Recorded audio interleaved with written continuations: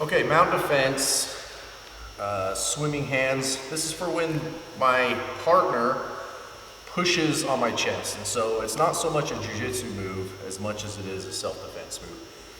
And so sometimes we forget about this because we know better in jiu-jitsu than to open up our armpits here. But for self-defense or against anybody who doesn't know jiu-jitsu, this is one of the first things that they do. So we don't need to spend a ton of time on this, but we definitely need to know it and be comfortable with it. So first thing, I need to be able to have my hands on the mat. If I don't have my hands on the mat, I don't have a base. And so if he really starts pushing me, this is a big guy. He can easily just throw me off if I don't have a way to keep his hands off of me. So I want my hands on the mat, but more importantly, I want his hands off of me.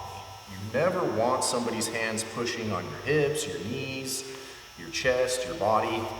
You want these hands off. So in order to do that, I can't have my weight on his arms. The more he carries my weight, the harder it is to get his hands off.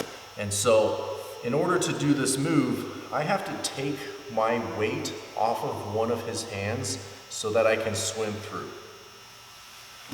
I'm going to take my weight off of the second hand and swim my hand through.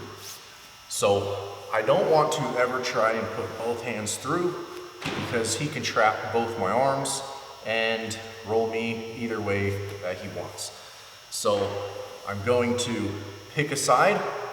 This hand's going to stay out, ready to post.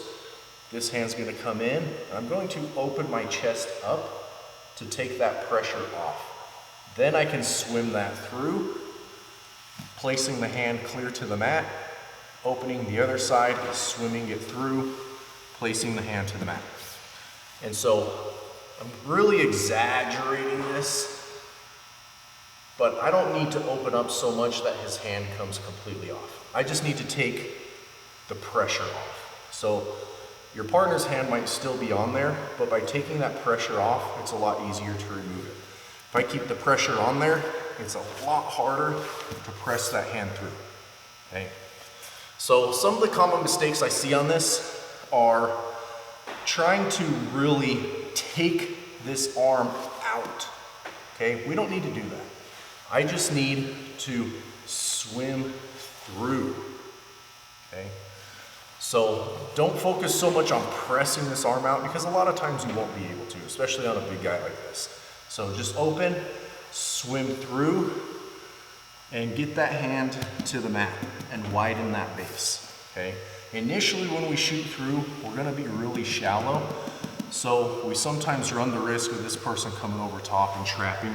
So make sure that you shoot that in nice and deep and then get that hand out as soon as possible. So just a couple times here, opening, swimming through, opening, swimming through. And he might replace those hands, so we're just gonna do this as long as he keeps pressing. And eventually, if he is even remotely intelligent, he'll give up on that when he realizes that it doesn't work.